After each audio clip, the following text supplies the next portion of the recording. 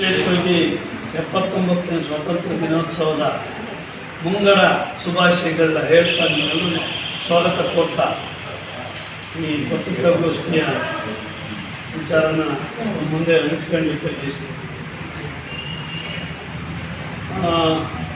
ಎಲ್ಲ ಗೌರವಾನ್ವಿತ ಮಾಧ್ಯಮದ ಸಹೋದ್ಯೋಗಿ ಸ್ನೇಹಿತರೆ, ನಮಗೆಲ್ಲ ಈಗಾಗಲೇ ಭಾಳ ಪರಿಚಯ ಇದೆ ಈ ವಿಷಯದ ಬಗ್ಗೆ. ತುಂಬ ಜನ ಮಾಧ್ಯಮದ ಹಿರಿಯರು, ಸಹೋದ್ಯೋಗಿ ಸ್ನೇಹಿತರುಗಳು, ವೆಲ್ ವಿಷರ್ಸ್ಗೆಲ್ಲ ಕಳೆದ 30-35 ವರ್ಷದ ಏನು ಕರ್ನಾಟಕ ರಾಜ್ಯದ ಶೋಷಿತ ಸಮುದಾಯದ ಒಂದು ಬೇಡಿಕೆ ಇತ್ತು, ಅದರಲ್ಲೂ ಒಂದು ಅಸ್ಪೃಶ್ಯ ಜನಾಂಗದ ಪರವಾಗಿ ಏನು ನಾವು SC ಪರಿಶಿಷ್ಟ ಜಾತಿಯ 101 ಸಮುದಾಯಗಳ ಗುಂಪಿನ ಒಂದು ಬಹುಪಾಲು ಎಲ್ಲ ಗುಂಪುಗಳ ಒಂದು ಬೇಡಿಕೆ ಏನಿತ್ತು, ನಮ್ಮ ಒಳಗಡೆ ಸಂವಿಧಾನಬದ್ಧ ಡಾಕ್ಟರ್ ಬಾಬಾ ಸಾಹೇಬ್ ಅಂಬೇಡ್ಕರ್ ಕೊಟ್ಟಂಥ ಸಂವಿಧಾನದ ಅಡಿ ಸಾಮಾಜಿಕ ನ್ಯಾಯ ಬೇಕು ಅಂತ ಒಪ್ಪಿಕೊಳ್ಳುವ ಬೇಡಿಕೆ ಇತ್ತು. ಆ ಬೇಡಿಕೆಯಂತೆ ಹೋರಾಟ ಕಳೆದ 30-35 ವರ್ಷದಿಂದ ವಿವಿಧ ಮೊದಲುಗಳು ಕಂಡು ಒಂದು 2000 ಇಸ್ವಿನಲ್ಲಿ ನ್ಯಾಯಮೂರ್ತಿ ಸದಾಶಿವ ಆಯೋಗದ ವರದಿ ಬಂತು. ಆನಂತರ 1/8/2024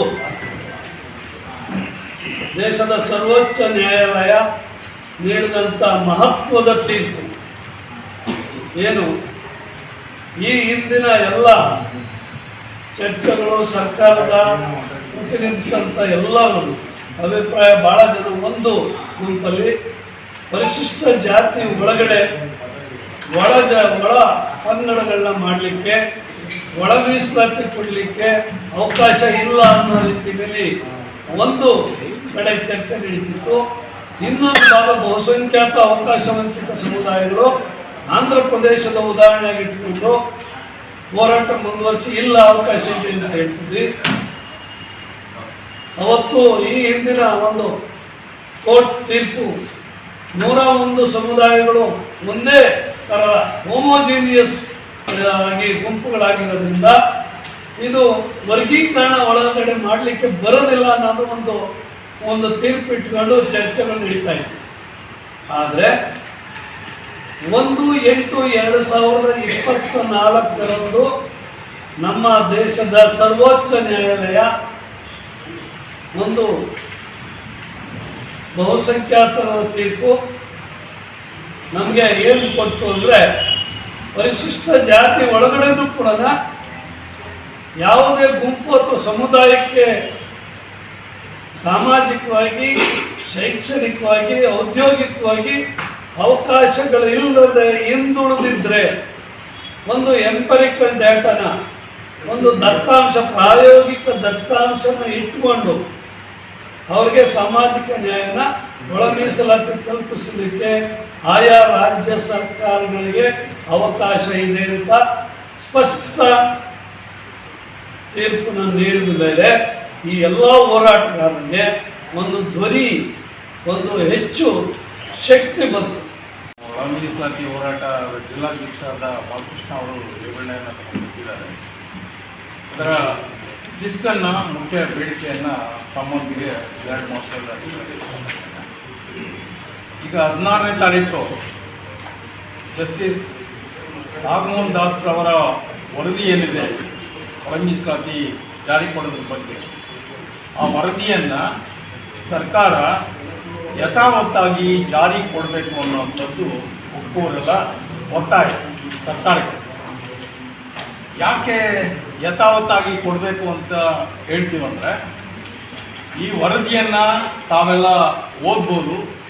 ನಾವು ಓದಿದಾಗ ಗೊತ್ತಾಗುವಂಥ ಅಂಶ ಏನಂತಂದರೆ, ಈ ವರದಿ ಭಾಳ ಸಿಸ್ಟಮ್ಯಾಟಿಕ್ ಆಗಿ, ಅಂದರೆ ಅದನ್ನು ವೈಜ್ಞಾನಿಕ ಅನ್ನೋ ಪದ ಬಳಸ್ತಾರೆ, ವೈಜ್ಞಾನಿಕವಾಗಿ ಸಂವಿಧಾನದ ಆಶಯಗಳಿಗೆ ಪೂರಕವಾಗಿ ಸುಪ್ರೀಂ ಕೋರ್ಟ್ನ ಗೈಡ್ಲೈನ್ಸ್ ಏನಿದೆ ಅದರ ಗೈಡ್ಲೈನ್ಸ್ಗಳನ್ನು ಆಧರಿಸಿ ಈ ವರದಿಯನ್ನು ತಯಾರು ಮಾಡ್ತಾರೆ. ಎರಡು ಭಾಳ ಮುಖ್ಯನೇ. ಒಂದು ಸಂವಿಧಾನದ ಪರವಾಗಿರಬೇಕು. ಎರಡನೇದು, ಸುಪ್ರೀಂ ಕೋರ್ಟ್ ಏನು ನಿರ್ದೇಶನ ಕೊಟ್ಟಿದೆ ಆ ನಿರ್ದೇಶನಗಳಿಗೆ ಪೂರಕ ಆಗಿರಬೇಕು. ಅದನ್ನ ಇಟ್ಕೊಂಡು ಮನೆಗೆ ಸಮೀಕ್ಷೆಯನ್ನು ಮಾಡಿ ಈ ವರದಿಯನ್ನು ತಯಾರು ಮಾಡಿದ್ದಾರೆ. ಆಮೇಲೆ ಇದರಲ್ಲಿ ಪಾಲ್ಗೊಂಡಂಥವ್ರು, ಸಮೀಕ್ಷೆಯಲ್ಲಿ ಪಾಲ್ಗೊಂಡವರು 92ರಿಂದ 93% ಜನರ ಪಾಲ್ಗೊಳ್ಳುವಿಕೆ, ಇದು ಭಾಳ ಅದ್ಭುತವಾಗಿದೆ. ಯಾವುದೇ NSS ಸ್ಯಾಂಪಲ್ ಸರ್ವೆ ಆಗಲಿ, ಯಾವುದೇ ಸರ್ವೆಗಳನ್ನು ತಗೊಂಡಾಗ ಒಂದು 65-70% ಆಗದೆ ತುಂಬ ದೊಡ್ಡದು. ಈವನ್ ಎಲೆಕ್ಷನ್ನಲ್ಲಿ ಮೊದಲೆಲ್ಲ ಆಗ್ತಾ ಇದ್ದಿದ್ದು ಕೂಡ 60-65% ಇದೆ. ಅಂದರೆ ಇಷ್ಟೊಂದು ಜನ ಪಾಲ್ಗೊಳ್ಳುವಿಕೆ ಆಗಿರೋದ್ರಿಂದ, ಅದು ಕೋರ್ಟ್ ನಿರ್ದೇಶನದ ಪ್ರಕಾರ ಇರೋದ್ರಿಂದ, ಸಂವಿಧಾನದ ಆಶಯ ಪ್ರಕಾರ ಇರೋದ್ರಿಂದ ಈ ವರದಿಯನ್ನು ಜಾರಿ ಕೊಡಬೇಕು ಅನ್ನೋ